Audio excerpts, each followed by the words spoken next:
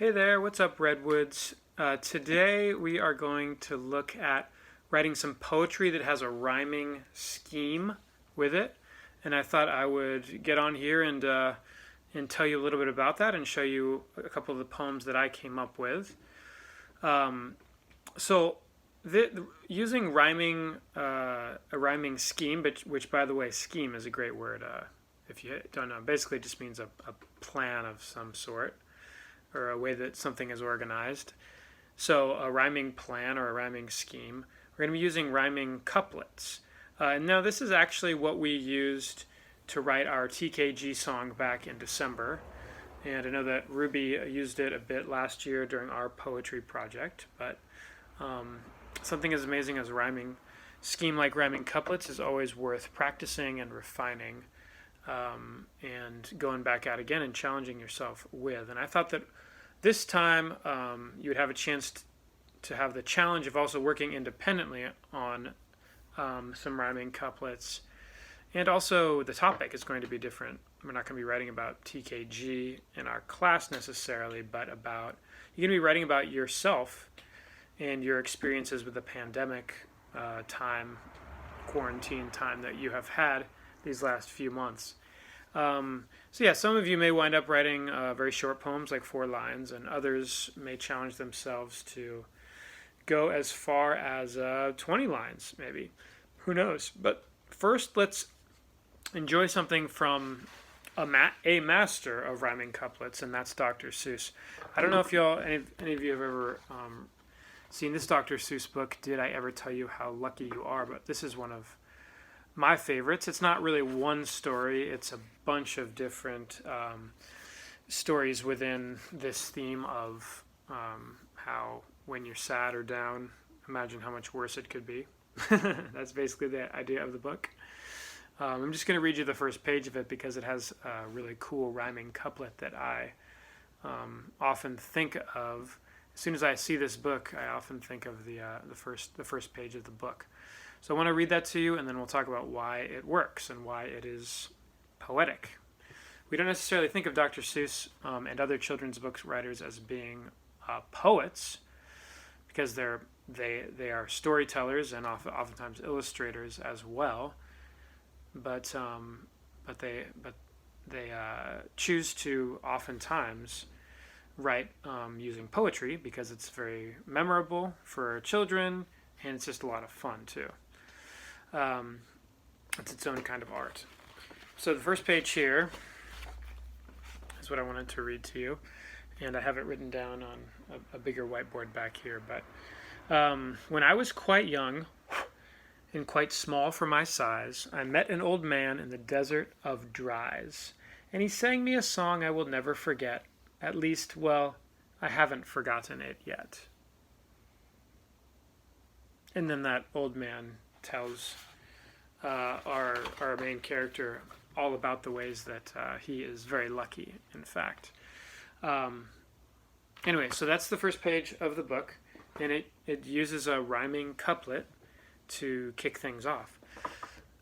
So what makes this this opening page poetic, and what makes it good? What made me remember it? Each time I pick up that book, I can anticipate. I don't even have to look at the first page. I remember it because it rhymes and it has rhythm to it, which are some of the two most important elements of a rhyming poem: that it rhymes and that it has rhythm. And of course, you want it to be about something as well, which we'll get into. But yeah, so we're going to use rhyming couplets. We can see here what Dr. Seuss has done. So I've written the line here. So when I was young and quite small for my size, I met an old man in the desert of Dries. Now you might notice that these two lines rhyme. And how do whole lines rhyme with each other? By the last words of each line rhyming with each other. And oftentimes it doesn't have to even be the words rhyme if the last sound rhymes, right? Last sound of the words rhyme. So eyes is the rhyme here. Size rhymes with Dries. Dr. Seuss,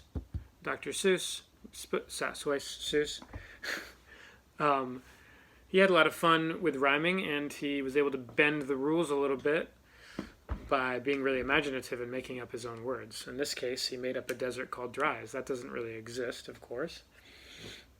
So that's always an option as well.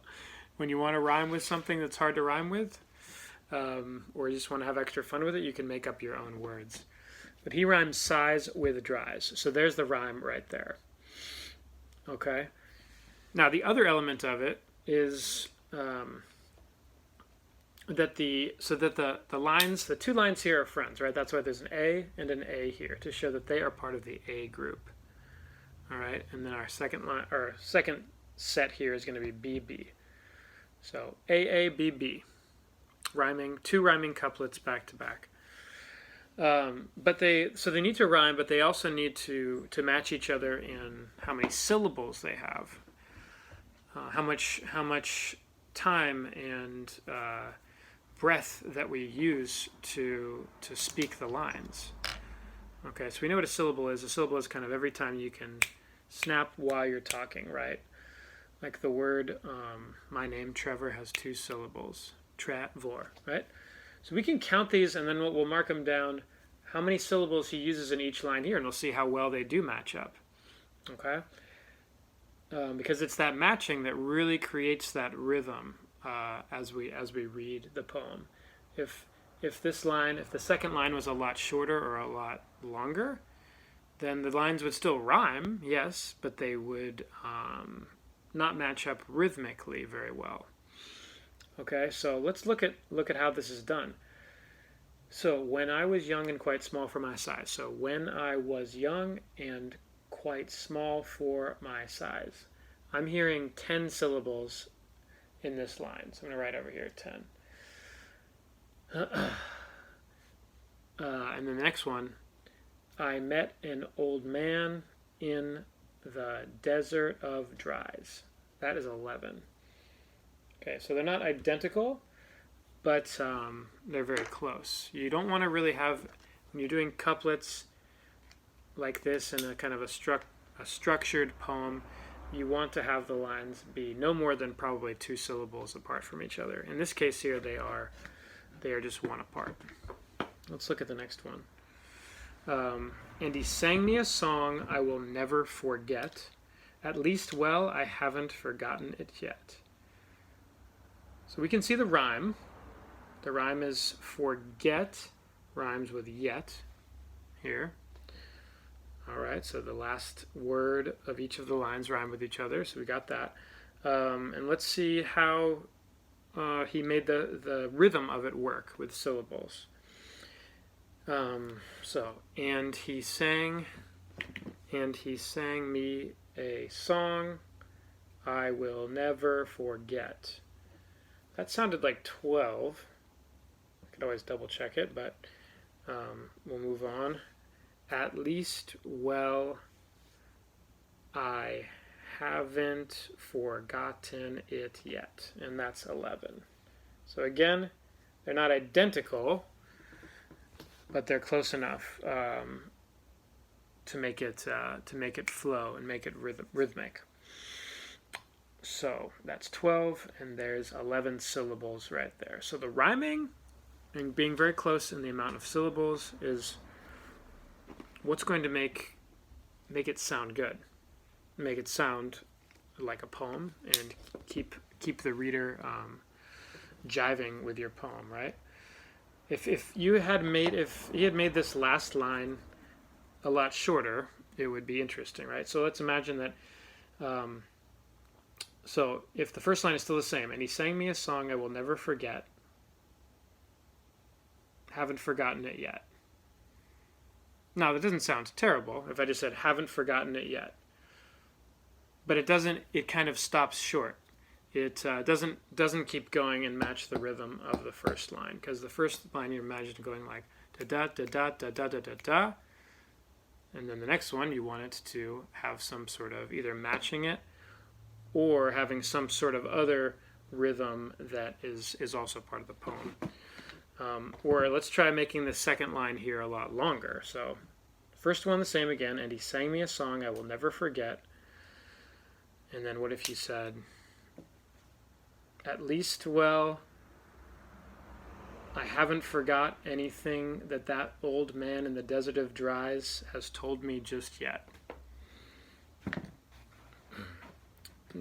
I added probably 8 more syllables to that, and now as you can see, by that time my opportunity to rhyme has long passed, and it's become just too long. The reader is not going to fall in line with that rhyme because I've gone too far past it. Okay, so rhyming and rhythm.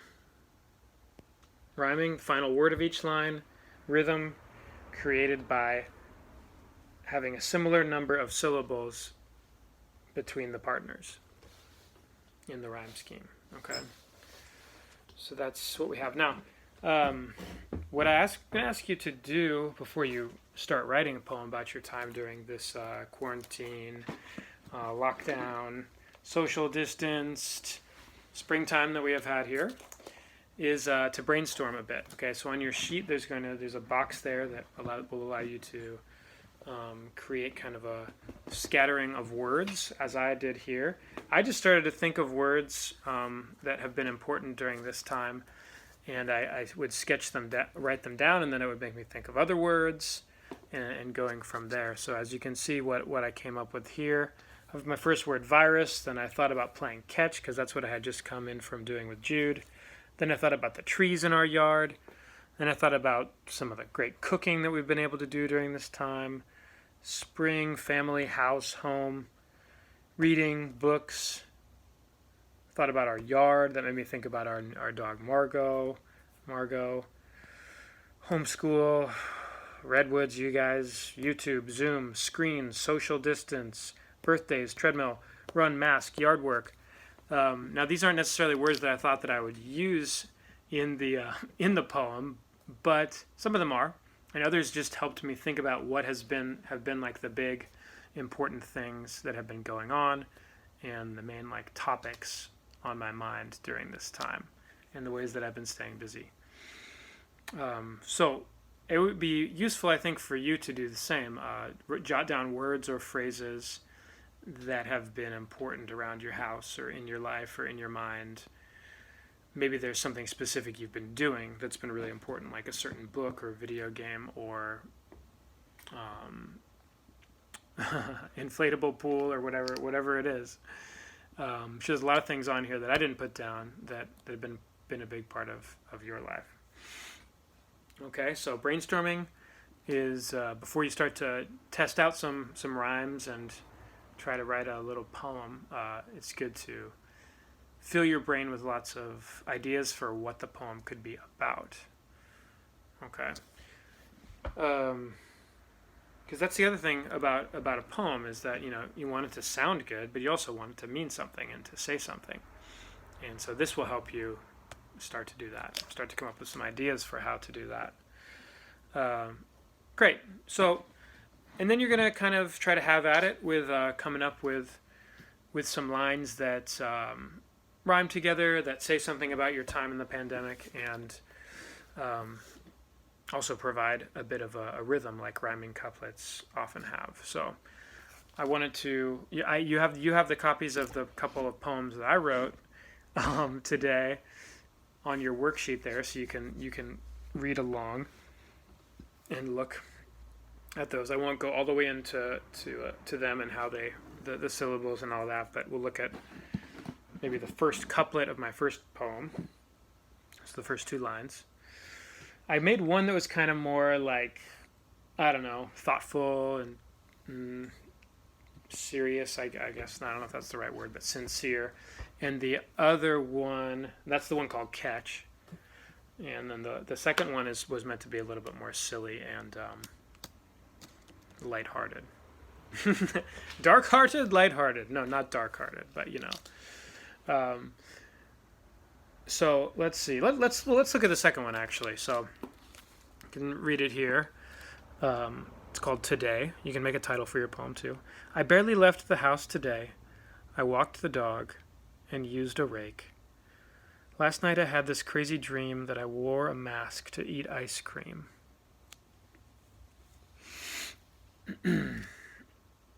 So So that was my kind of silly poem, imagining myself, wearing a mask every time I leave the house pretty much right now. So imagining going out to ice cream, but keeping the mask on while I was eating it.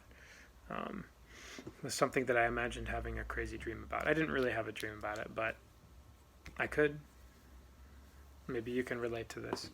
So you can see that my brainstorming paid off because as I mentioned, Margot, our dog, well, it just says dog, and a lot of the yard work I've been doing, I've been using rakes a lot. And the mask, the idea of wearing a mask has been on my mind a lot lately, and that was part of my brainstorm as well. As you can see here, I have words that rhyme here and here, right? I can write, this is my A group here, my B group down here. Okay, my rhyme here, dream and cream rhyme together. Syllables, right? Let me put the pen down. I barely left the house today. That's 8 syllables.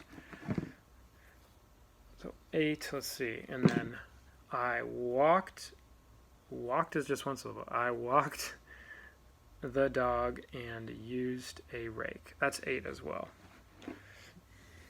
Walked is, I know, it's a lot of letters for 6 letters for 1 syllable, but it is, because when you say it, you don't say walked, you say walked. 1 syllable. Okay.